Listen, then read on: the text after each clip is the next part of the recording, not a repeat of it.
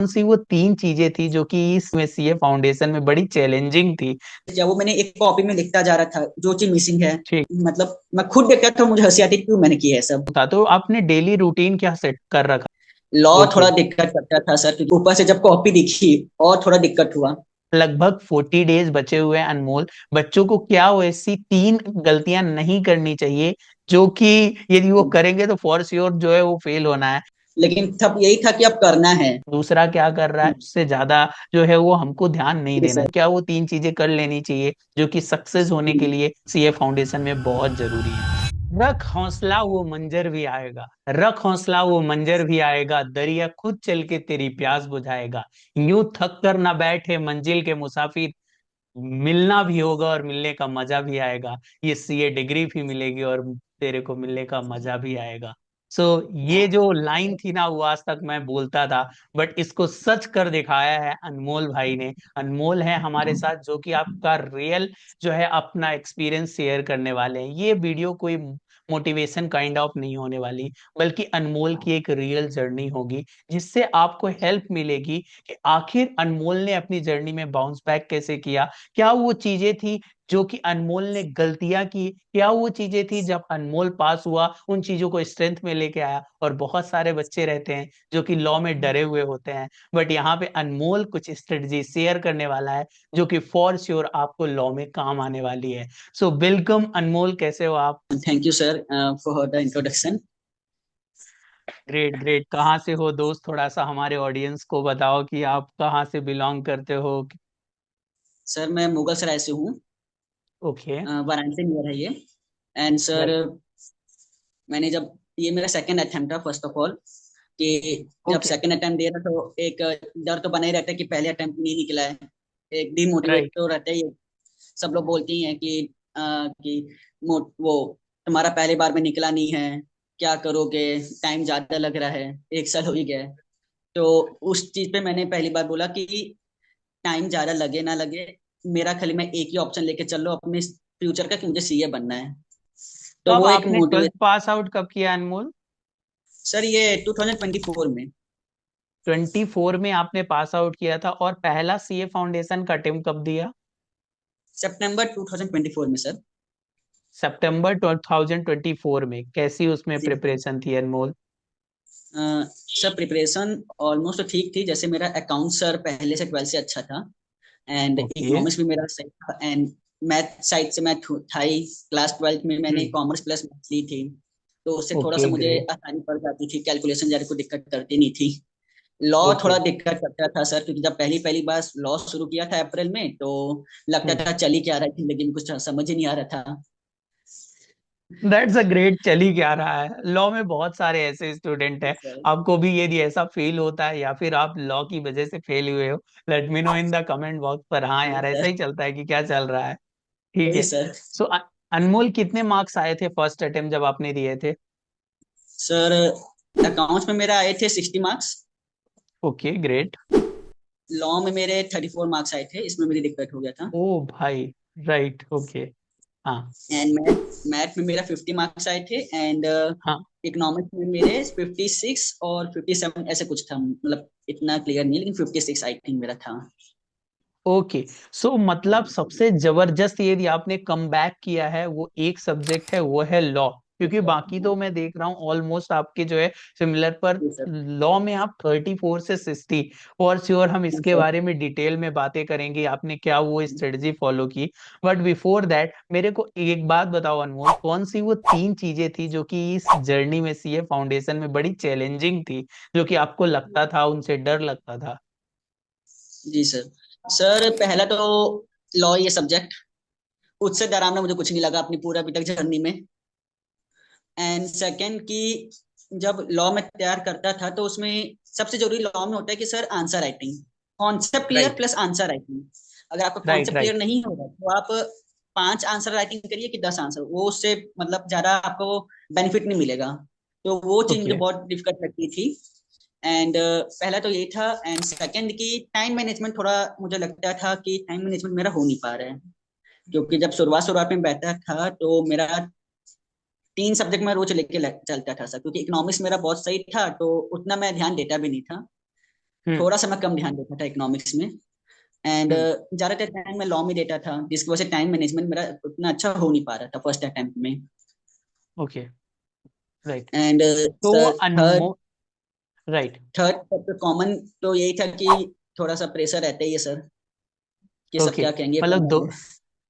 सब क्या कहेंगे, क्या कहेंगे लोग, सबसे बड़ा जी रोग सर। पर सबके साथ ये होता है, कोई अनमोल के साथ नहीं। अनमोल, मेरे को बताना कि आपका टाइम मैनेजमेंट का इशू था, तो आपने डेली रूटीन क्या सेट कर रखा था जनवरी 25 में जब आप पास आउट हुए? तो उससे पहले क्या आपका डेली रूटीन रहता था?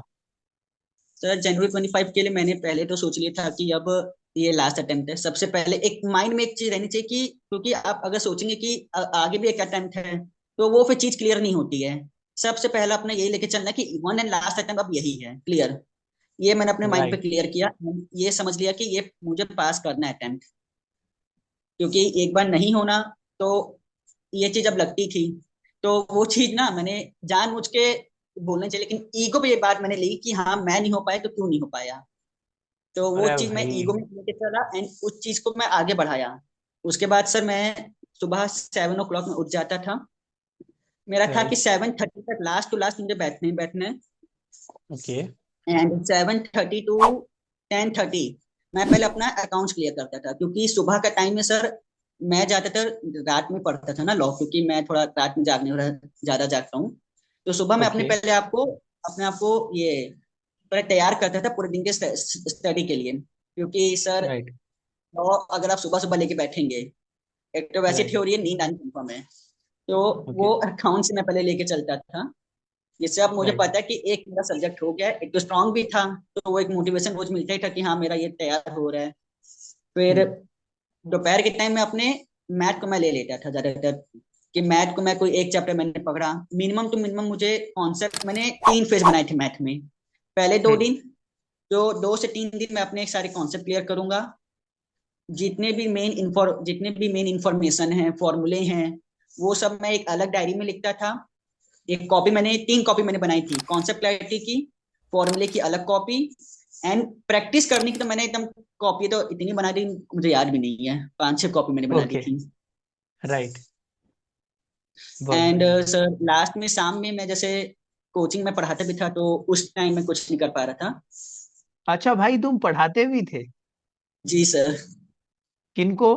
कौन से स्टूडेंट थे वो? सर क्लास 4 से लेके क्लास 10 तक मैं पढ़ाता हूँ सर, मैथ एंड साइंस। अरे, अरे गजब भाई, मतलब अनमोल भाई ने जो है वो पढ़ाई के साथ पढ़ाना भी स्टार्ट कर दिया। दैट्स अ ग्रेट अनमोल, बहुत बढ़िया। Thank you sir.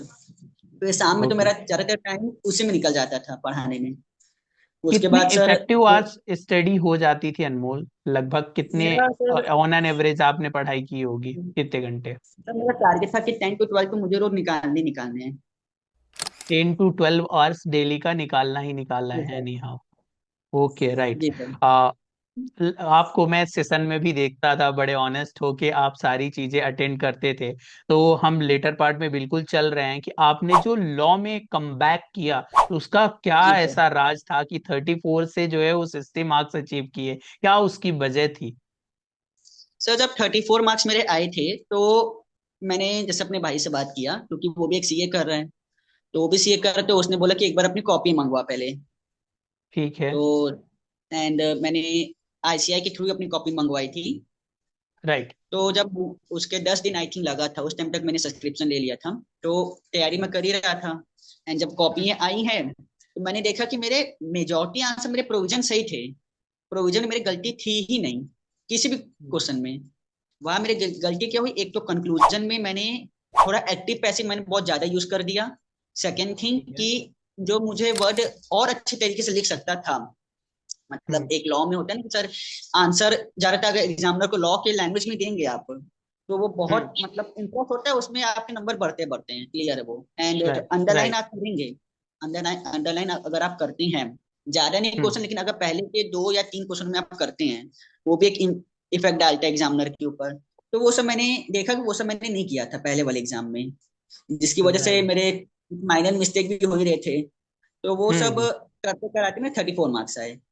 तो उस टाइम फिर राइट। मेरा विजन एकदम क्लियर हुआ कि लॉ में ज्यादा कुछ नहीं मुझे चेंजेस करने हैं, पहला चेंज तो यही करना है, लेकिन जो चेंज करने थे कॉन्सेप्ट क्लैरिटी हर एक सब्जेक्ट की रखनी है, हर एक सॉरी चैप्टर की रखनी है। क्योंकि सबसे ज्यादा दिक्कत यही थी लॉ में कि अगर आप आधा करके जाते हैं या फिर अगर कॉन्सेप्ट आप क्लैरिटी नहीं रखते हैं तो वो बहुत ज्यादा दिक्कत करता है आपको एग्जाम में। क्योंकि कौन सी लाइन, कौन से चैप्टर की कौन सी लाइन वो उठा के देते कुछ नहीं पता आपको, कोई आइडिया नहीं है। राइट। राइट। क्योंकि इस बार सर अगर आपने पेपर देखा होगा, कंपनी एक्ट में सबसे ज्यादा एक है आर्टिकल ऑफ एसोसिएशन।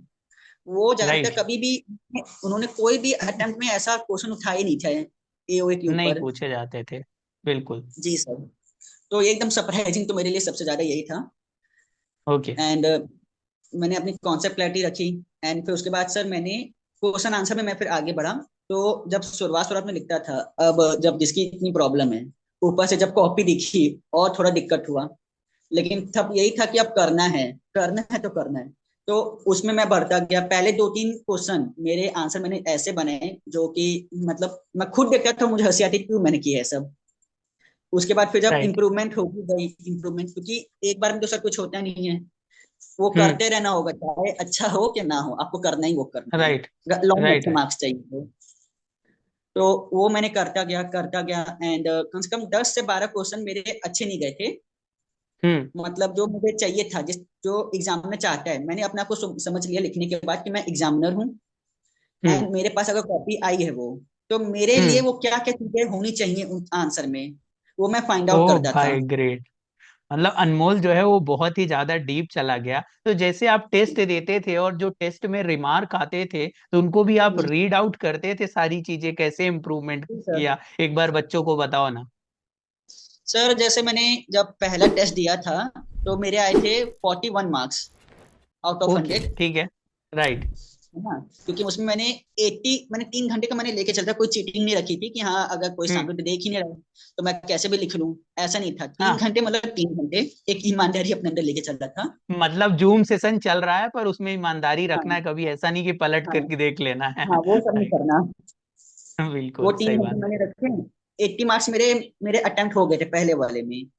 उसमें ठीक मेरे है। 41 मार्क्स आए। तो ठीक है। उस चीज में पहले मैंने एक पॉजिटिव पॉइंट तो यही देखा कि कम से कम 40 तो आई हैं, 34 तो नहीं राइट। आ रही इसमें। राइट। सबसे पहले तो राइट। मुझे ये अच्छा लगा। उसके बाद हाँ। फिर मैंने देखा कि गलतियां कहाँ कहाँ हो रही हैं। मैंने देखा कि अ, जो चीज मुझे लिखनी चाहिए थी अभी भी उधर वो चीज मिसिंग हो रही है अभी भी। तो ओके। वहां पे वो मैंने नोटिस किया, वो मैंने एक कॉपी में लिखता जा रहा था जो चीज मिसिंग है, ठीक जो है। प्रोविजन मुझे ग्रेट नहीं ग्रेट, लिख रहे बहुत बढ़िया। थे। ओके। उसके बाद जो कंक्लूजन मेरे नहीं बन रहे हैं ज्यादा अच्छे तरीके से, वो मैं और क्या कर सकता हूँ उसमें, वो मैंने देखा थोड़ा हम्म। सा। तो सर ये सब ठीक मैंने है। चीजें करता जा रहा था। फिर सेकेंड वाले में जब मैं सेकेंड आपकी टेस्ट सीरीज दी तो उसमें मेरे 52 और 53 मार्क्स कुछ आए थे। ओ ग्रेट। तो उसमें फिर मैंने देखा कि अच्छा हो जा रहा है, अब थोड़ा क्लियर हुआ है। एंड उसमें फिर मैंने 3 घंटे में मैंने अपना 85 to 90 के बीच में अटेम्प्ट किया था। ठीक है। तो इसमें आपकी एक राइटिंग स्पीड भी बहुत मैटर करती है सर, क्योंकि आपकी अगर राइटिंग हम्म। स्पीड आप नहीं रखते हैं, क्योंकि आप आईसीआई के हम्म। पेपर ये ऐसे नहीं करे कि क्वेश्चन नंबर 1 है तो उसमें 3 ही क्वेश्चन होंगे, 7 मार्क्स 7 मार्क्स 6 मार्क्स। वो कर क्या रहे हैं राइट। पिछले 2 अटेम्प्ट पे, 3 मार्क्स 2 मार्क्स 4 मार्क्स, और बहुत खींचे गए तो हाँ। 6 मार्क्स। राइट, छोटे छोटे क्वेश्चन बना के देते हैं जी वो, सर। जो टाइम कंज्यूमिंग हो जाता है। जी सर। तो उसमें भी सर जैसे अब जो टाइम कंज्यूमिंग है, उसमें भी आप कैसे राइट। अपने आंसर को दिखा सकते हैं कि वो जो आंसर दिख रहे हैं अच्छे दिख रहे हैं, प्लस जो की पॉइंट आपको रखने हैं वो हम्म। क्या क्या आप रख सकते हो। 2 मार्क्स के क्वेश्चन में, 3 मार्क्स के क्वेश्चन में आपको कितना लिखना है, कंटेंट कितना होना चाहिए आपका, प्लस आपके आंसर किस लेवल के होने चाहिए कि वो 3 मार्क्स को आप राइट। दिखाते, अगर 3 तो 2 मार्क्स तो मिलने चाहिए। राइट। राइट। राइट, हर चीज मतलब एक बार अटेंशन टू डिटेल होना चाहिए। नट सेल में जी जो सर। भी प्रिपेयर कर रहे हैं, तो देखो अनमोल का कहना यही, सबसे पहले तो आपको कॉन्सेप्ट में ध्यान देना होगा। हर एक एकदम। कोना जो है स्टडी मटेरियल का देखना होगा कि भाई कहीं से क्वेश्चन नहीं आया, इसका मतलब ये नहीं है कि इस अटेम्प्ट में नहीं आ सकता, वो इस आपका अटेम्प्ट में नहीं अटेम्प्ट हो आएगी। सकता है जहां पे आएगा। राइट। और थर्ड जी। चीज, हर बार टेस्ट देके, जैसे उसने खुद भी बोला, आप मैं अनमोल से पूछूंगा, अनमोल के घर में सीए हैं, बहुत बार अनमोल होता है जब हम बोलते हैं कि बच्चे ठीक है, यदि आप टेस्ट सीरीज ज्वाइन नहीं कर रहे हो तो आपको किसी से आप लिख के और घर में चेक करवाना चाहिए। तो अनमोल, आपको ऐसा नहीं लगा कि आपके घर में तो खुद ही आपके भैया हैं जो चेक करके दे देंगे, आपने ये नहीं सोचा कि क्यों, वाई लाइफ लॉन्ग लर्नर, भैया से चेक करवा लेते हैं? सर भैया से चेक मैं करा सकता था। मैंने एक बार लास्ट, जब 12 तारीख को, आई थिंक 12 या 13 को जनवरी को अकाउंट्स का पेपर था। डेट हम्म। याद नहीं है सर मुझे, लेकिन ठीक हाँ, है। उससे 4 दिन पहले, आज तारीख 1 जनवरी को मैंने किया क्या, एक लास्ट मैंने एमटीपी दी लॉ की। तो हम्म। वो मैंने रात के टाइम में मैं बैठ के लिखा, एंड ठीक तीन है। घंटे का वो रखा था, एंड मैंने 90 मार्क्स तक की मैंने स्कोर कर लिए। मतलब 90 मार्क्स मैंने रखा कि 90 मार्क्स तक मैंने अटेम्प्ट किया। एंड उसमें राइट। मेरा जो, अब उस टाइम तो मैं किसी को भेज नहीं सकता था सर, तो मेरे हाँ। जो भैया थे, मेरा भाई जो है, उसको मैंने फिर वो भेजा पीडीएफ कि राइट। भाई ये देख जरा, ये सही है कि नहीं है आंसर। तो जब उसने हाँ। देखी है, तो उसने एक ही चीज बताई कि तेरे आंसर में कोई दिक्कत नहीं है अब। हाँ, अपने कंक्लूजन को और अगर तू बना सकता है अच्छे तरीके से। वो था कि उसने डायरेक्ट बोला मैं तुझे कोई बटरिंग नहीं करने वाला हूँ। जब मेरा अटेम्प्ट नहीं भी निकला था, मैं हाँ। जो कहूंगा बेटर ही होगा वो। मैं बाकियों की तरह नहीं हूँ कि मैं बोलूँ हाँ भाई तेरा नेक्स्ट टाइम हो जाएगा, तूने बहुत अच्छा किया। नहीं, तू अपनी बस गलतियां देख। सही बात है। Right, right, right. और जो बटरिंग करने कि के लिए बहुत आपन जो लोग। है वो, हाँ राइट, जो कि अपने को ध्यान देनी चाहिए। हाँ बिकॉज जब सर। तक आप अपनी गलतियां एनालाइज नहीं करोगे, दैट्स वाई हम जो है वो 4 टेस्ट लिखते हैं। जैसा अनमोल ने भी बोला कि जब उसने पहला टेस्ट दिया तो एक होप रखी भाई कि अभी मेरे को एटलीस्ट 40 तो आए हैं ना, 34 से हाँ 40 पहुंचे। सेकेंड टेस्ट में वो 53 तक पहुंचा। नेक्स्ट टेस्ट में जो है उससे स्कोर आए और 60 उसके मेन एग्जाम में है। दैट्स द पॉजिटिव साइन कि हम अपने आप को कंपेयर करें, दूसरा क्या कर रहा है उससे ज्यादा जो है वो हमको ध्यान नहीं जी देना सर। चाहिए। लगभग 40 डेज बचे हुए हैं अनमोल। बच्चों को क्या वैसी 3 गलतियां नहीं करनी चाहिए जो कि यदि वो करेंगे तो फॉर श्योर जो है वो फेल होना है। या फिर इनडायरेक्टली बोलूं तो क्या वो 3 चीजें कर लेनी चाहिए जो कि सक्सेस होने के लिए सीए फाउंडेशन में बहुत जरूरी है। सर अगर आपको 40 डेज में कवर करना है, तो मैं बोलूंगा कि इस टाइम आप अपना ज्यादा रिवीजन पे ध्यान दें। नए कॉन्सेप्ट अब जो हो चुके हैं, अब उस पे आप ज्यादा मत देखिए, क्योंकि अब अगर आप जाएंगे उन नए कॉन्सेप्ट पे, तो आपका फोर श्योर आपका टाइम ज्यादा लगना ही लगना है, एंड आपके पुराने रिवीजन नहीं हो सकते उसमें।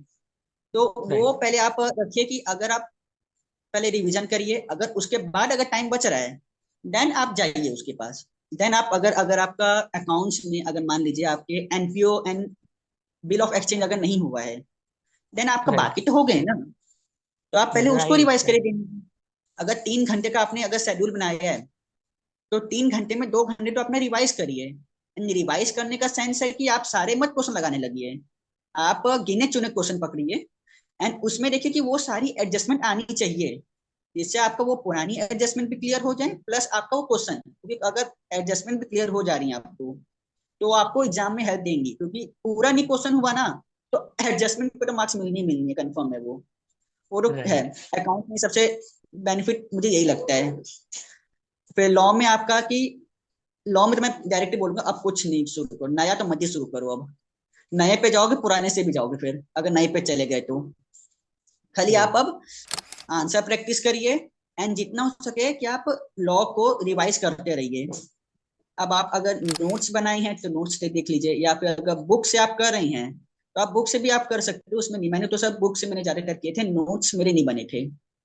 मुझे ओके। लॉ में समझ ही नहीं आता था पहले में कि मैं नोट्स बनाऊं कैसे, मेरी ये दिक्कत थी सर। हम्म। अब तो बना ले रही हूँ, राइट। लेकिन पहले वो चीज नहीं समझ आ रही थी, क्योंकि सेल्फ स्टडी मैं कर रहा था, खाली यूट्यूब से पढ़ाई कर रहा था, तो उतना मुझे क्लियर हो नहीं पाता नोट्स क्या सही है क्या नहीं सही है। तो राइट। मैंने आईसीआई का फॉर्मेट था बुक, तो वही मैंने रेफर किया, एंड उसी को मैं ज्यादातर पढ़ता रहता था। एंड रटना है सर, मैं बोल रहा हूँ कि लॉ में आपको कुछ कीवर्ड्स तो रटने होंगे, जैसे आप अगर समझ भी रहे हैं, तो ऐसा नहीं आप पूरा, अगर मान लीजिए सेल बाय सैंपल है, तो ऐसा नहीं आप पूरा उसका पैरा रटने जा रहे हैं, नहीं। आप बस जो उसके कीवर्ड्स हैं उसको अच्छे तरीके से आपके दिमाग में होने चाहिए, समझ के रखिए, प्लस रटिए। रटना इन द सेंस उसको समझ चुके हैं उसको याद करिए, प्लस उसको लिखिए अपनी कॉपी में। उससे होगा क्या, अब मैं सही बता रहा हूँ, 100% आप करके जाएंगे अगर, उसमें से 80% आपका उधर जाते जाते रहेगा, और 60% या 70% तक आप वहां करके आते हैं। अब राइट। आपको देखना कीवर्ड आप कितने तैयार कर सकती हैं। जितने चैप्टर के कीवर्ड्स हैं आप जितने अच्छे तैयार कर सकते हैं, वो उतना आपको मार्क्स गेन करवाएगा ही करवाएगा। आंसर में उसके बाद राइट। प्रोविजन आपको अपना कीवर्ड से रखना ही रखना है, उसके अंडरलाइन कर दीजिए, जिससे जब एग्जामिनर देखे तो वो खाली कीवर्ड की तरफ देखे, उससे उनको होगा कि हाँ सामने वाले ने जो लिखा है वो उसमें कुछ दम तो होगा, उसमें कुछ है। तो एक आइडिया, उनके एक इमेज बना चुके हैं उनके दिमाग में कि हाँ ये सामने वाले को ये पढ़ के आया है, क्योंकि लॉ में हर कोई राइट। अच्छा मार्क्स तो गेन कर नहीं सकता। तो वो बिल्कुल। वैसी वो फ्रस्ट्रेट होता है, वो चीज जब देखता है तो उसको अच्छा लगता है, एक इमेज बनती है। तो हाँ भाई, तो हाँ हम्म, भाई, ये आप लॉ के लिए एक प्रॉपर वीडियो ढूंढ रहे हैं ना, तो अनमोल भाई ने 3 चीजें आपको बता दी है। पहला कॉन्सेप्ट बहुत अच्छे से क्लियर करना, हर कोना अच्छे से हम्म, करके जाना, लास्ट 40 डेज में जो किया है उसी को रिवाइज करना, कुछ नया हम्म, करने की जरूरत नहीं है। और लास्ट बारी यार, लॉ को थोड़ा रटना पड़ेगा, ये थ्योरी सब्जेक्ट है, थोड़ा सा रटना पड़ेगा, हमने हम्म, 10th 12th में भी काफी रटा है। आई होप आप जो है इसको अच्छे से करोगे। और हाँ, यदि आप वीडियो में यहाँ तक हो ना, तो हैशटैग अब की बार सीए फाउंडेशन पर, जो मेरा नहीं है, अनमोल का नारा था, अब की बार फाउंडेशन पार, ये होना चाहिए। और आप मेरे को कमेंट बॉक्स में जरूर लिख के बताना क्या लर्निंग रही, उसकी जो है वो समरी जरूर बता देना, ताकि दूसरे लोगों को जो है वो बहुत ज्यादा हेल्प मिल पाएगी। थैंक यू सो मच अनमोल, अपना एक्सपीरियंस शेयर करने के लिए। Wish you all the best. फटाफट आप सीए इंटर की जर्नी करो, और आई होप ऐसे ही आप जो है अपनी जो है गलतियों से सीख के और बहुत जल्दी CA inter first attempt, final first attempt बन के अपने नाम के आगे सीए अनमोल सिंह लगा दोगे। By the way, thank you आप सर। भी अपने नाम के आगे सीए लिख के जरूर मेरे को कमेंट बॉक्स पे बताना।